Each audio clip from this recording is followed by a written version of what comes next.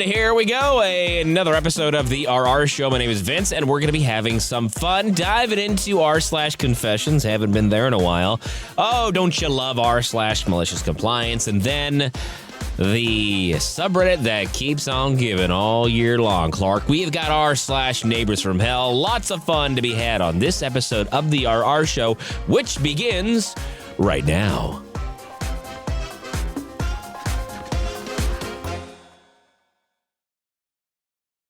Our first story comes from r/confessions, posted by user illspace3. I got my neighbor's cat addicted to treats, and now he's ruining my life.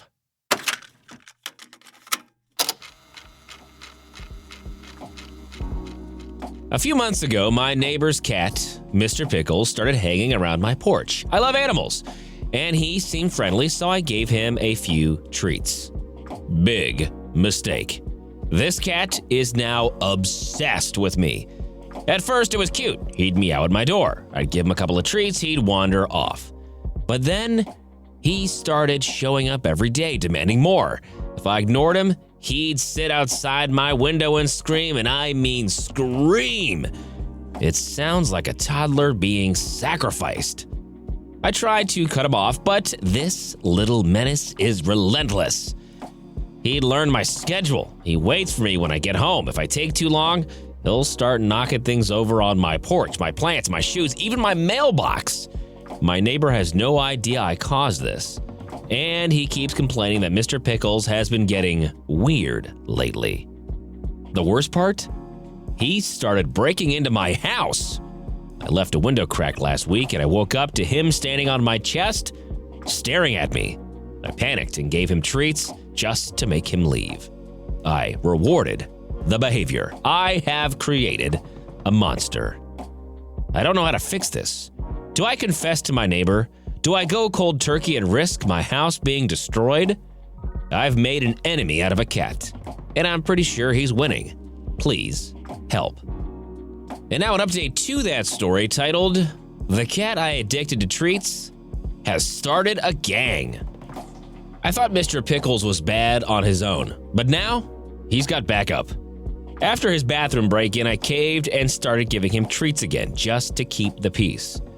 I figured if I kept him happy, he'd stop terrorizing me. It worked for about a week. Then one night, I heard multiple sets of paws on my porch. I opened my door and there he was, Mr. Pickles and 3 other cats, just staring at me. I don't even know where these new recruits came from, but they knew. They knew I was the guy with the treats. Mr. Pickles meowed once. His little henchmen meowed in unison. I had no choice but to comply. Now every night at exactly 9 p.m., I have an entire feline mafia outside my door. Mr. Pickles sits front and center like a mob boss, while the other cats spread out like security detail. If I take too long to answer the door, they start clawing at my doormat or knocking over my flower pots. One of them straight up tried to scale my screen door last night. The worst part, my neighbor has noticed. He came over yesterday and casually mentioned that Mr. Pickles has been bringing strays around and how he doesn't know why they keep showing up. I lied to his face. I just nodded and said, "Wow, weird. I am trapped. If I cut them off now, I'm convinced they will escalate. They aren't just cats anymore. They are a syndicate. I am their hostage. I am their supplier." Our second story comes from r/malicious compliance. "Oh, wretched one" is the poster. "Put my cat to work."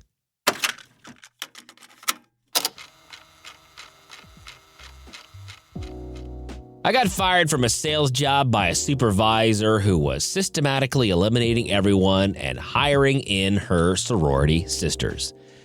I had dark black uniform skirts, pants, and blouses that I'd been forced to purchase. When I was fired, they demanded the uniforms back.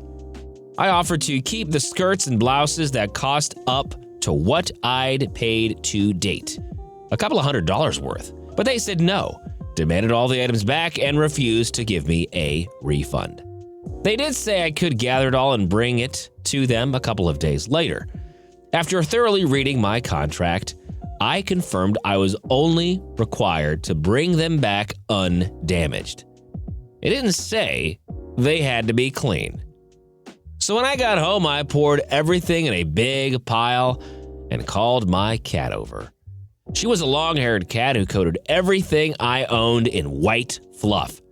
When she understood that I was giving her free rein to sleep on the clothes, she obliged. 2 days later, I dropped off a garbage bag filled with now white fur-covered stinky clothes. The supervisor got annoyed, but I just told her she might want to check the contract. These clothes were quite undamaged, just not clean, and that wasn't stipulated in the contract. I smiled at her sweetly and left the office. Kitty did her job quite well, and she got tuna for dinner that night. I eventually won a small claims court case, getting my uniform money back. An all-around win. Our next and final story comes from r/neighbors from hell. Posted by user Splicer201. My neighbor is suing me for having a loud voice. For the second time.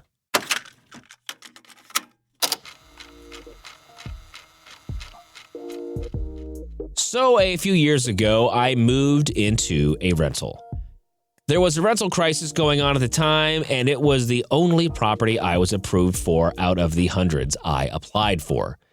It was in a great location near my work and was a really nice house. I was super thrilled.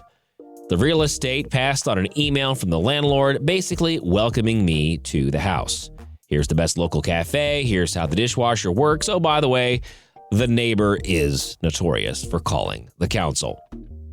Didn't think too much about this until a few months into my lease, I awoke one morning to a parking fine on my car's windshield. I was parked in the driveway, but overhanging past the fence line about 1 meter. I was pissed off and confused to why the local council was patrolling an outer suburb to issue parking fines until I remembered that email. So I was like, okay, my neighbors called the council because I was parked 1 meter past the fence line. For some clarity, this is a shared house I was living in. 3 people sharing one driveway that barely fits 2 cars, and given the street is lined both sides with townhouses and apartments, street parking is hard to come by. My neighbor next door, we're both in detached houses with a yard, has a trailer parked on the street in front of her house, centered so it takes up 2 parking spaces. The trailer is completely rusted out. Flat tires, you name it, but registered and thus legal to leave on the street for as long as it's registered. I checked on Google Street View and confirmed with the neighbors, and the trailer's been there for at least 25 years. So, TDLR, my neighbor's paying $150 a year to register her broken-ass trailer so no one will park in front of her house on a busy street, while also calling the council and anyone else that parks even slightly out of place. Another night, I had to hang some clothesline on my back deck, so I set up a portable work light, one of those tripod ones you would use to paint a wall. It so happened that the light was pointed into her backyard. Well, you guessed it. A few days later, I get a letter in the mailbox from the local council saying a neighbor has reported me for light pollution. I ring the council, and they assure me that it's just a formal letter saying someone has made a complaint, and that if what I said was true, that I should just ignore it. Then, the next day, the real estate rings me up. They explained to me that despite the landlord instructing them to ignore the neighbor's complaints, they just wanted to let me know that they were receiving so very many of them. Turns out every single time I would have a visitor, even if it was just a relative dropping by for 5 minutes in the middle of the day, she was immediately on the phone to the real estate reporting me for having guests and complain. She would send them weekly updates on the length of the lawn. She would email them if I forgot to take my bins out. At this point, I went and confronted her, asking what her problem was. This quickly got heated, and she started screaming at me, saying my voice is too loud and I'm being a nuisance. That's when it all began. About a year and a half ago, I came home to a statement of claim. My neighbor was suing me for costs, damages, and seeking a permanent injunction to prevent me or anyone else in the house from making any noise, smoke, or light whatsoever. I would later find out, in the 10 months, she had filed over 160 noise complaints to the police. We're talking 2 p.m. on a Sunday for playing my car radio while washing it in my yard, 6 p.m. on a Tuesday for playing an acoustic guitar on the front porch. The police even had stated in one of those reports that they never detected noise and that they had deemed her to be a vexatious complainer. It should also be noted that in those 10 months, I never once had any interactions with police. 160 complaints, and not once had the police even done so much as issue me a warning. One night in the winter, my roommate put 2 logs in a designated fire pit in the front yard and sat around it with his friend. In the lawsuit, she described this as us lighting a bonfire on the front grass and demanded that I replace all the curtains in her house due to the damage that the smoke caused them. She's claiming damage from inhaling cigarette smoke. We don't even smoke. She is legit taking me to court to try and ban me from having guests to be able to smoke a cigarette in my own yard. So after spending thousands of dollars to retain a lawyer, we go to mediation, where she demands that I am to make no noise whatsoever after 7 p.m., 7 days a week. I say this is ridiculous. After 7 hours of mediation, I make it very clear that her demands are absolutely insane, and she has no leg to fall on in regards to her complaint regarding smoke and light. I also explain that it's a shared house, and that if she has an issue with my roommate, she needs to take it up with them and not sue me for their behavior. She changes tactics and claims the main issue is my voice being too loud. Eventually, we settle. She agrees to drop the lawsuit. I agree to limit my speaking outside after 10 p.m. We swap numbers. Almost immediately, she starts harassing me through text.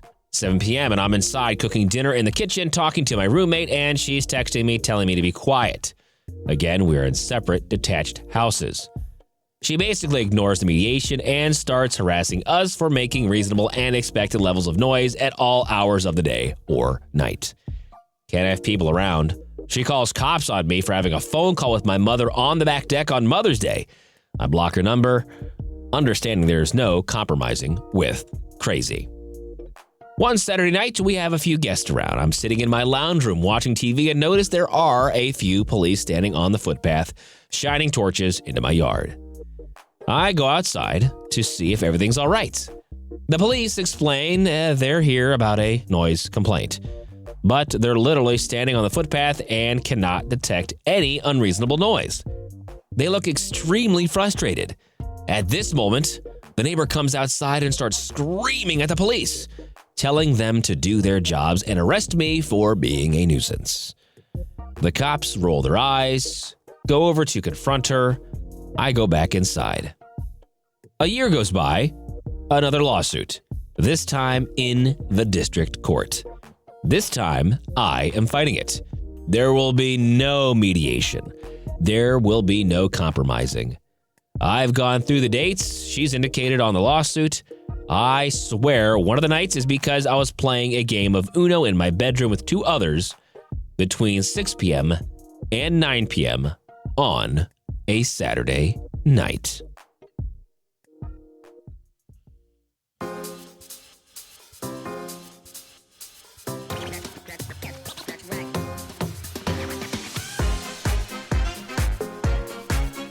So thanks for being with us. The RR Show is a production of Evergreen Podcasts and Wessler Media. Now, if you'd be so kind, please follow or subscribe to our show wherever you get your podcasts. And if you're feeling extra nice, you might as well leave a 5-star review. But for more, visit the website, rrshow.com. That is rrshow.com. I'm your host, Vince, and we'll see you next time here on The RR Show.